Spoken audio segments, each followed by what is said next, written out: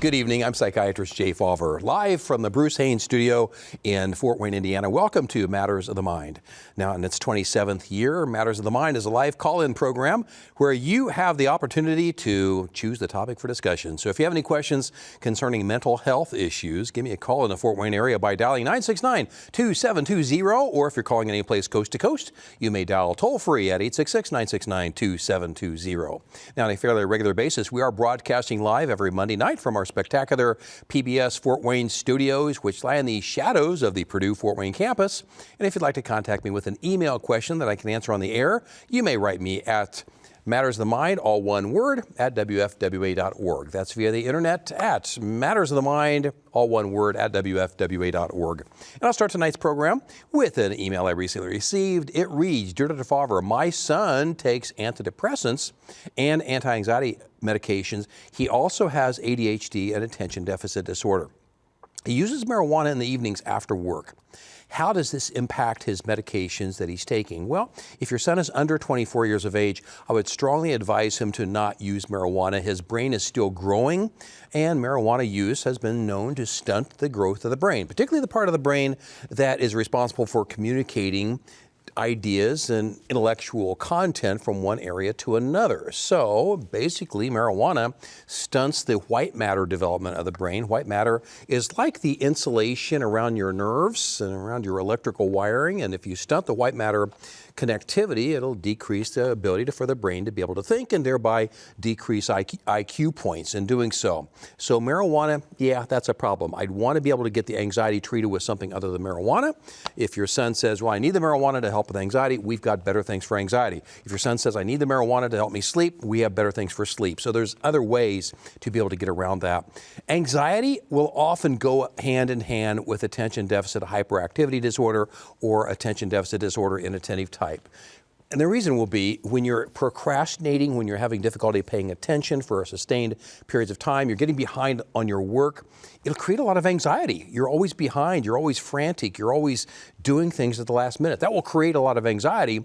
And with anxiety comes not uncommonly insomnia, where you can't get to sleep because you're worrying about things. When you can't sleep, it'll cause you to have trouble with depression. You don't enjoy things, you're less motivated, you're fatigued, you start to diminish your self-confidence, and all these different things can cascade over the course of time. So if the depression and anxiety are there, they need to be treated with something other than marijuana, while concomitantly trying to get the ADD symptoms under better control. Because if the ADD symptoms are the primary source of the anxiety, sometimes, quite frankly, we'll just treat the attention deficit disorder. And in treating that, you'll often find the anxiety will lessen. But in the midst of all that, the marijuana, that's really got to go. He might claim it gives him all these benefits, but in the long run, marijuana, especially with a young adult, anybody under 24 years of age, it just doesn't go well, especially if you have difficulty with attention deficit disorder. Thanks for your email. Let's go to our first caller. Hello, Gene. Welcome to Matters of the Mind. Well, Gene, you want to know how's the brain held up in the skull and what happens during a concussion. Basically, Gene, this brain here weighs about 3 pounds. It is only about 2% of the body weight, but it takes up about 20% of the body's energy. So the brain is relatively small compared to the rest of the body, but it takes up a tremendous amount of energy. So for that reason, when the brain is jarred or it gets bumped around, it can have a big impact on how the rest of the body functions. So the brain has a consistency inside the skull of about Jell-O. If you have somebody who's had an acute injury, their brain is showing it's just a gelatinous type of tissue. And in doing so, when you have a head injury and it gets bounced against this hard skull of ours, it'll have difficulty with the release of a particular chemical called glutamate. Now, glutamate is the accelerator in the brain. Glutamate consists of about 80% of the neurotransmission of the gray matter of the outside part of the brain, the thinking part of the brain.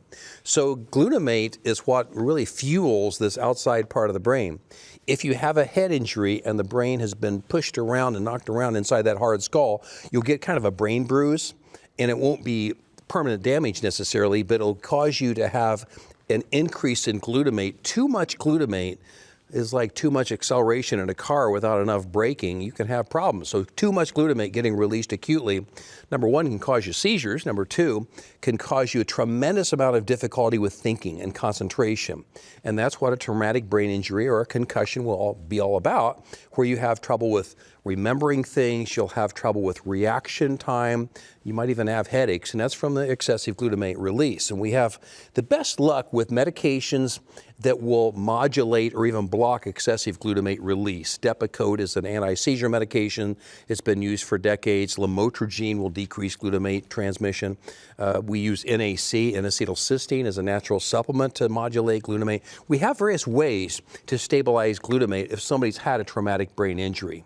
So a traumatic brain injury is also known as a concussion. It's basically a brain bruise where this little gelatinous tissue here weighing about 3 pounds gets knocked around in the skull, and the recovery from a concussion can be over the course of several days, if not weeks, depending on the severity.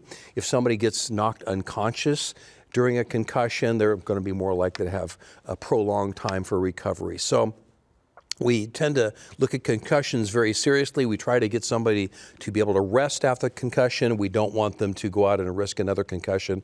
And that's why football players now have the concussion protocol, where they have to be able to establish a certain amount of reaction time before they can get back out on the field. Thanks for your call, Gene. Let's go to the next caller. Hello, Mario. Welcome to Matters of the Mind. Mario, you said you're starting to feel more agitation to loud sounds. What's that mean? Well, if you're all of a sudden having difficulty with loud sounds, Mario, it could be that you've had a traumatic brain injury, as I just mentioned. And a traumatic brain injury following a concussion can make you really sensitive to noise. So a traumatic brain injury where you've had a concussion or something like that can make you more sensitive to noise and make you more agitated. Something else that can occur when you're more sensitive to noise all of a sudden can be that you've had Lyme disease. Maybe you've been bitten by a deer tick. You might have the aftermath of COVID infections. We've heard about that. People had COVID infections all of a sudden. They not only have disturbances with their smell, but they also are more sensitive to loud sounds. For many people who have migraine headaches, they will be sensitive to loud noises while they're having migraine headaches or as a precursor to the migraine headaches themselves. Some people with autism or even ADHD for that matter, but especially autism, will have a long history of being very jumpy and being very annoyed in the presence of loud sounds. They can't tolerate a lot of stimuli, and loud sounds will be a problem for them. If somebody is experiencing a bipolar manic episode, that will make them more sensitive to loud sounds, because when you have a bipolar manic episode where you're not needing to sleep, you have racing thoughts, you're impulsive, you're doing things and saying things you ordinarily wouldn't do or say, you'll be more sensitive to loud sounds in those cases.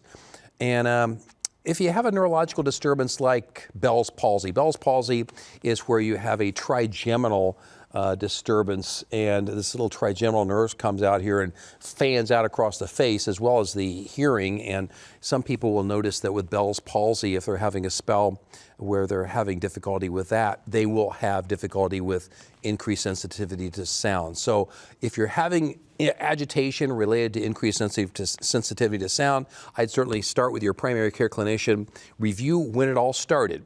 Did it start with an infection? Did it start with a head injury? It's always been there to some degree, and that's going to be the differentiation in terms of what type of treatment you might find indicated. So check with your primary care doctor first, Mario, and see what kind of options might be available. Mario, thanks for your call. Let's go to our next caller. Hello, Shannon. Welcome to Matters of the Mind. Shannon, you want to know, does playing board games or chess increase brain development and support mental health? It does. Number one, if you're playing chess and you're playing board games, you're often playing with another person. Any kind of social interaction, Shannon, can be very, very helpful, especially for us older adults. As you get older, you tend to lose the social interactions. You got to have social interactions as you get older, because lack of social interactions as we age will be a very high predictor of dementia.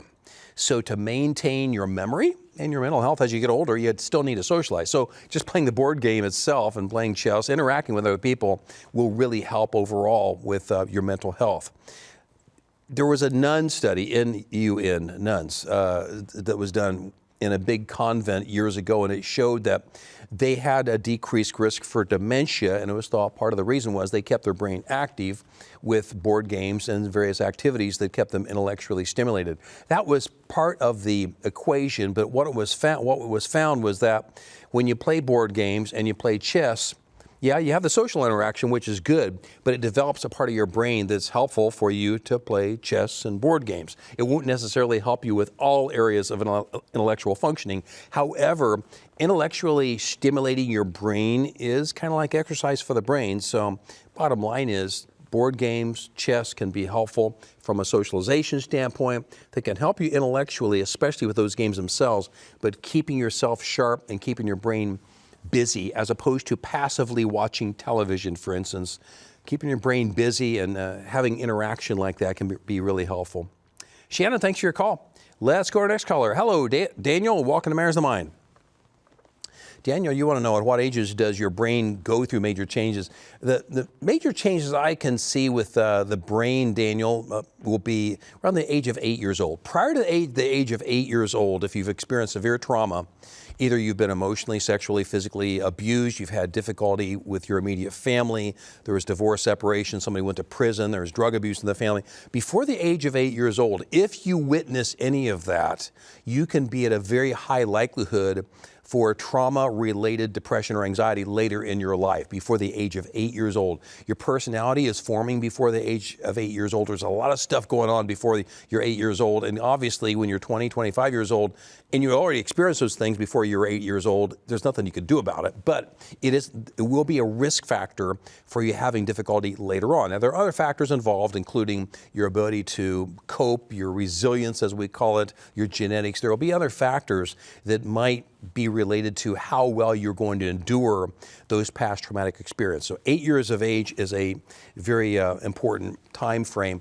Secondly is 24 years of age. I'd mentioned earlier that if you're using marijuana prior to the age of 24 years of age, while your brain is still growing, you can actually stunt your brain development. So we highly advise people to not use marijuana prior to the age of 24 years of age. It's actually more detrimental to the brain than alcohol. And my biggest concern about the legalization of marijuana in various states, which is occurring, will be that it will endorse the use of marijuana with younger people. Because quite frankly, over the years, as I've talked to younger people, some of them have abstained from marijuana simply because they say it's not legal. I don't want to do anything that's illegal. It might give me a bad rap on my record later on.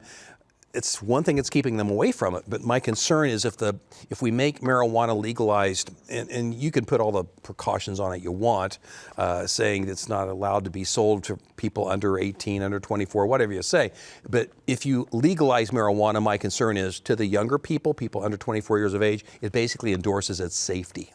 Because I've actually heard people say in various other states where marijuana is legalized, well, gee, my state wouldn't have legalized it had it not been safe. So they perceive that if marijuana is legalized, it's been rigorously studied by the Food and Drug Administration, and therefore it's safe enough to be legalized. So there's a lot of argument out there about the legalization of marijuana. I understand the legal and the political ramifications for legalizing marijuana. I'm just concerned as a clinician that once you legalize it in a state, it endorses its use, especially with the younger people. We saw a devastating impact in the state of Colorado since the year 2012, I believe it was, when they legalized marijuana.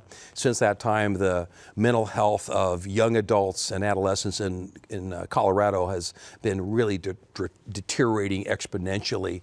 And a lot of my colleagues who work in Colorado have said that it's really tough out there. You know, you think marijuana, gee, you might say, well, I grew up in the 90s or 80s, and marijuana, it was used back then, but we didn't hear anything that bad about it. Well, it's because in the 90s and 80s, the potency of marijuana, the THC, the tetrahydrocannabinol content was about 5% in the marijuana. Now it's up to 20%. So as you get these higher potencies in marijuana, it can cause even more of a toxicity effect. And that's what you're seeing in a lot of the marijuana shops right now.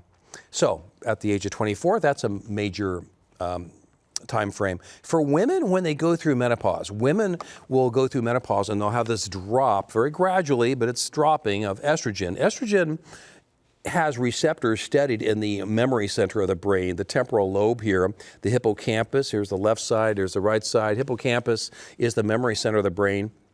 And it's studied with little estrogen receptors. So as women have loss of estrogen as they go into menopause, they'll often notice a brain fog. They'll have trouble with memory and concentration during that time. So there's things we'll try to do to try to reverse that. Bioactive estrogen can be helpful for some people, but sometimes we'll use particular medications to help them with what can be clinical depression for some people and memory disturbances. And as we get older, the brain is slowly shrinking on the outside, especially. When the brain shrinks on the outside, you can actually have symptoms of dementia.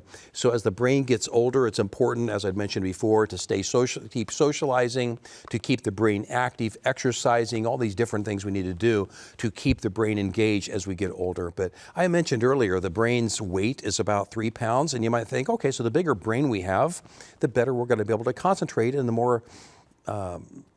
more intellectually savvy we'll be, right? Well, Albert Einstein he donated his brain to science, and they dissected his brain, and they found that Einstein's brain was actually a little bit lighter than the average brain. So just having a bigger brain doesn't mean you're going to be smarter. Einstein's brain was actually smaller, but what Einstein had, he had an extra gyrus of tissue right through here. He had an extra piece of brain tissue right there, but his brain overall wasn't larger. He just had an extra piece of tissue. It was considered to be an abnormality, but I think because of that abnormality, he could see mathematical concepts in a whole different perspective than the rest of us. So Einstein had an abnormal brain.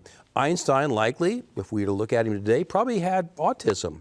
So he's a person that had autism, but he was able to utilize that autism in such a way that he was able to make these mathematical type of equation analyses that's entirely different than the rest of us could have done. Thanks for your call. Let's go to our next email question. Our next email question reads, Dear Dr. Fawver, what's the biggest predictor for divorce? Considering that we have such a high divorce rate, biggest predictor for divorce, I think, could be related back to John and Julie Gottman's research. They're out of University of Washington. Remarkable marriage therapists. They actually have a love lab out there in University of Washington State. And the Gottmans were known to be able to sit with a recently married couple and sit with them for 15 minutes.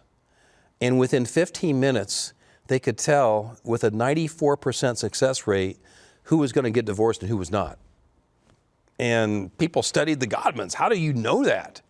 One of the biggest predictors they found for divorce was the degree of negativity identified in each spouse toward the intentions of the other one. In other words, they would look at the motives of their husband or their wives in the context of day-to-day activities. So if the spouses perceived that they had negative connotations for why they did certain things, if the other spouse perceived that, that's where there was a higher predictability for divorce. So the important takeaway is, in an interpersonal relationship, such as a marriage, you have to look at the good in the other person. If you're looking for the potential evil intentions and you look at their motivations as always being derogatory or being something that's going to be a negative impact on you, and you're always looking at the bad in that person, it does give you a higher prediction. There's going to be problems along the way in the marriage. And not only does looking at the negative and situations and people around you, not only does that cause you to have difficulty with the relationship with them, but it can cause you to have a greater likelihood for depression. We've noticed over the course of the years that people who tend to have more negativity about other people around them, and they make assumptions that other people around them have these evil and angry type of motivations toward them personally. Well, at the minimum, that can cause you to have a lot of difficulty with anger and irritability and cause you to lash out at other people. But at the most, it can actually get paranoid, where you have fixed false beliefs about the intentions of other people.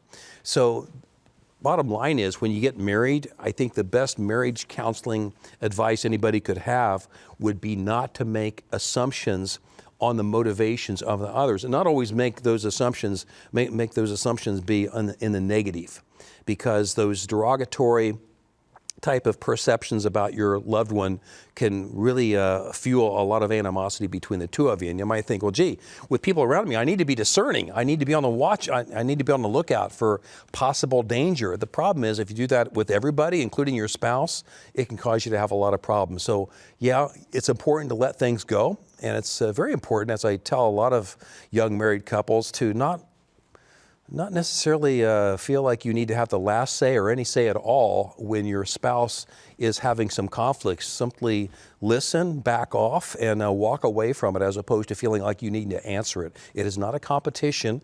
And the next day or two, in the source of that conflict, a lot of things are forgotten over the course of time. And that's a good thing.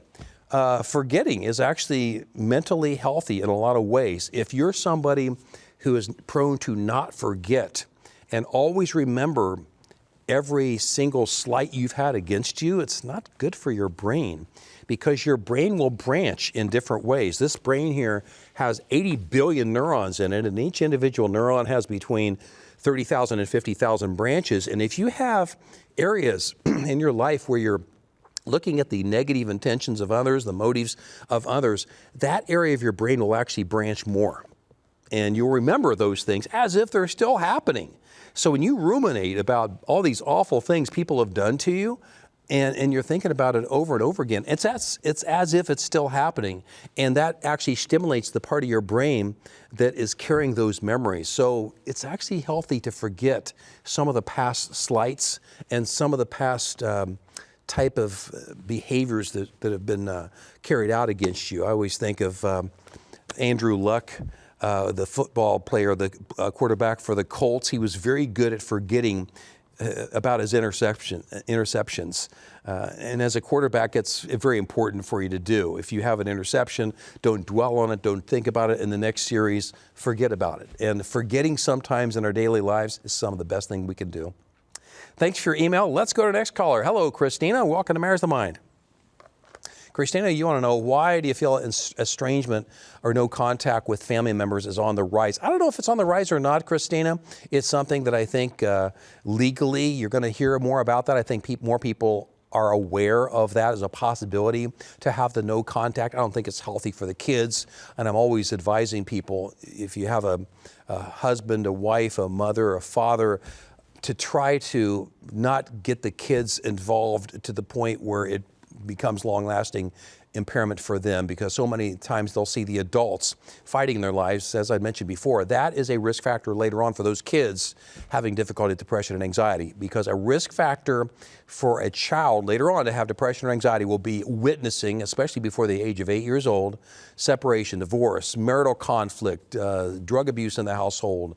All this conflict and strife within the household, if it's occurring before the age of 8 years old, it can have a detrimental effect on the child's development, and actually can affect the child's brain development early on. So as more studies get done on this with children, we're finding that children are very susceptible to what happens around them at a very, very early age. So I would certainly suggest to try to work things out one way or another. I don't know what the statistics are showing concerning no contact situations, but it's certainly not healthy in the long run.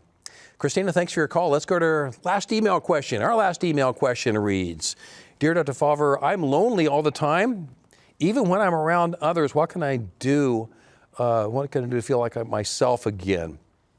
I think it depends on the context there, why you're lonely when you're around others. Has that always been the case for you? If that's always been the case, that might be some social anxiety you're experiencing. You have a disconnect. If you're an older adult, for instance, and you're starting to lose your hearing, loss of hearing is actually a risk factor for dementia, because when you lose your hearing, you can't hear what other people are saying, you can't join the conversation, and you can feel much more socially isolated. So it's very important that if you're losing your hearing, as you get older, that you get hearing aids and get some kind of assistance and evaluation for that to try to get that return. But I think the sense of loneliness can be all based on the context of the loneliness. Some people will feel extremely depressed. When you're depressed, you often don't want to socialize, you can't enjoy things, you don't want to do things that other people are doing, and you feel more isolated. So I think it's a matter of looking into all of that. I think we have another question here. I'm going to try to get to that before we close tonight. Hello, Dawn. Welcome to Matters of the Mind. Dawn, you want to know what are the long-term side effects of Lamictal or lamotrigine? Lamotrigine's been around since the 1980s, originally approved as an anti-seizure medication. Now we use it for mood stabilization, especially to help people put up with stuff.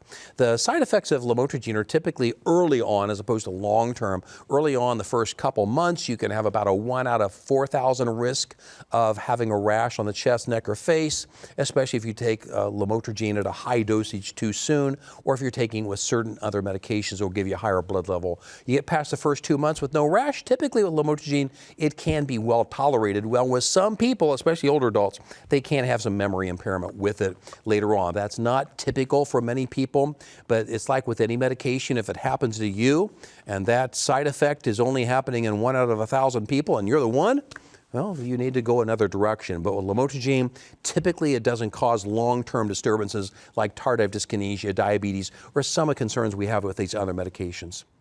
Dawn, thanks for your call. Unfortunately, I'm out of time for this evening. If you have any questions that I can answer on the air, you may write me via the internet at Matters of the Mind, all one word, at WFWA.org.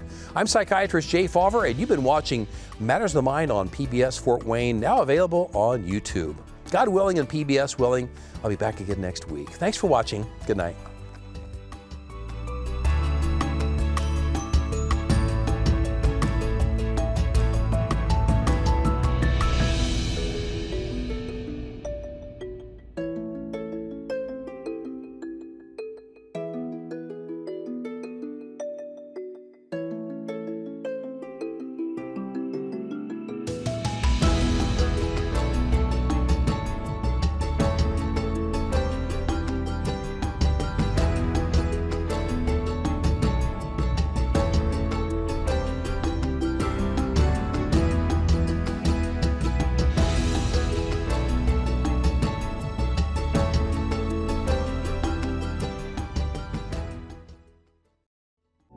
Cameron Psychiatry, providing counseling and care for those that may struggle with emotional and behavioral challenges.